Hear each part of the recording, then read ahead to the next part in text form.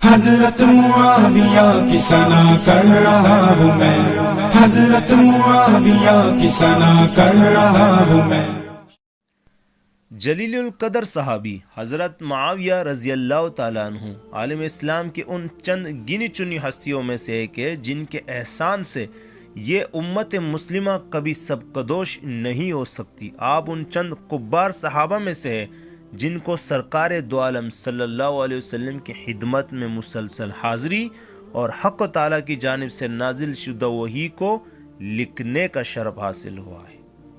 پھر آپ اسلامی دنیا کے وہ مظلوم ہستی ہے جن کی خوبیوں اور ذاتی محاسن و کمالات کو نہ صرف نظر انداز کیا گیا بلکہ ان کو چھپانے کی کوشش کی گئی۔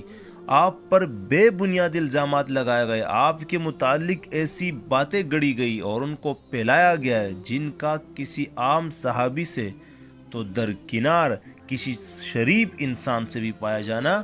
مشکل ہے۔ حضرت معاویہ رضی اللہ عنہ کے خلاف جس شد و مت کے ساتھ پروپیگنڈا کا طوفان کھڑا کیا گیا، اس کی وجہ سے آپ کا وہ حسین ذاتی کردار نظروں سے بالکل اوجھل ہو گیا ہے جو آن حضرت صلی اللہ علیہ وسلم کے فیض صحبت نے پیدا کیا تھا۔ نتیجہ یہ ہے کہ آج کی دنیا، آج کے عوام اور آج کے لوگ حضرت معاویہ کو بس جنگ صفین کے قائد کی حیثیت سے جانتی ہے جو حضرت علی رضی اللہ تعالیٰ عنہ کے مقابلے کے لیے آئے تھے، لیکن وہ حضرت معاویہ جو آن حضرت صلی اللہ علیہ وسلم کے منظور نظر تھے،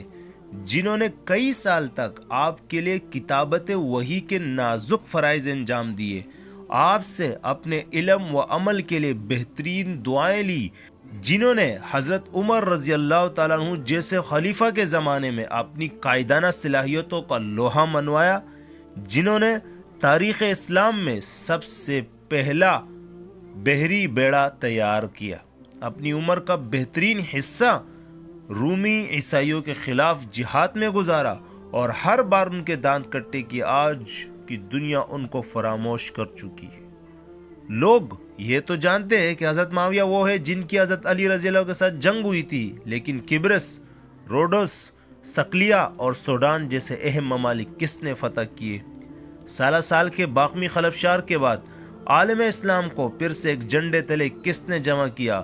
جہاد کا جو فریضہ تقریباً متروک ہو چکا تھا، اسے از سر نو کس نے زندہ کیا اور اپنے عہد حکومت میں نئے حالات کے مطابق شجاعت و جوانمردی، علم و عمل،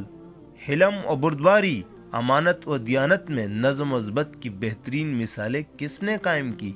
یہ ساری باتیں وہ ہے جو پروپیگنڈے کے غلیظ تہوں میں چھپ کر رہ گئی ہے۔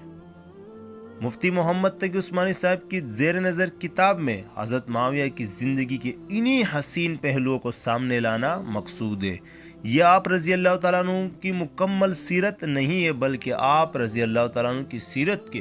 وہ گوشے ہیں جو تاریخ کے ملبے میں دب کر آج نگاہوں سے بالکل اوجھل ہو رہے ہیں، اور اس کتاب کے مطالعے سے حضرت معاویہ کے کردار کی ایک ایسی تصویر سامنے آتی ہے جو ہر لحاظ سے دلکش ہے۔ مفتی محمد تقی عثمانی صاحب کی کتاب حضرت معاویہ رضی اللہ تعالیٰ عنہ اور تاریخی حقائق، ایک ایسی کتاب جو کئی سال تک پابندی کا شکار رہی ہے۔ اس کتاب کو 3 حصوں میں تقسیم کیا گیا۔ حصہ اول میں حضرت معاویہ رضی اللہ تعالیٰ عنہ اور خلافت و ملوکیت کے متعلق جو اعتراضات کیے گئے، ان اعتراضات کا علمی جائزہ لیا گیا اور ان کا مدلل و مفصل جوابات دیے گئے۔ حصہ 2 میں ترجمان القرآن لاہور یعنی مولانا مودودی رحمہ اللہ کے تبصرے کا جواب بھی مفتی محمد تقی عثمانی صاحب نے اپنی اسی کتاب میں دیا ہوا ہے، اور حصہ 100 میں حضرت معاویہ رضی اللہ تعالیٰ عنہ کی شخصیت، کردار اور کارناموں کے متعلق ذکر کی گئی ہے۔ یہ کتاب ایک ایسی کتاب ہے کہ جن کے متعلق آپ حضرت معاویہ رضی اللہ کے نہ صرف ان کے متعلق حقائق جان سکیں گے بلکہ ایسی حقائق اور ان پر ایسے بے بنیاد اور بے مقصد الزامات لگائے گئے، اور ایسے الزامات جن کا ان سے کچھ دور تک لینا دینا نہیں ہے۔ یقیناً آپ اس کتاب کو جان کر حیرت زدہ ہوں گے کیونکہ یہ کتاب انتہائی مفصل اور بہترین انداز میں لکھی گئی ہے۔ امید کرتا ہوں کہ دیکھنے والے حضرات ایک بار تو اپنی زندگی میں ضرور اس کتاب کا مطالعہ کریں گے تاکہ حقائق